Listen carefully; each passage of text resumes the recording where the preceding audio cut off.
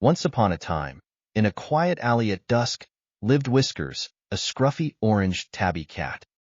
With his ribs showing through his fur, he wandered alone, searching for food in a trash can. A car sped by, splashing water on him. Whiskers shook it off and kept looking around. The rain began to fall, so he curled up under a broken crate to stay dry and warm. As thunder rumbled, his eyes showed fear, but also a brave spirit ready to find hope. The next morning, a kind stranger placed a small bowl of food on the ground for him. Whiskers sniffed cautiously, ears perked, then slowly approached the bowl with trust. The gentle hands lifted him into a warm blanket inside a cozy home filled with love.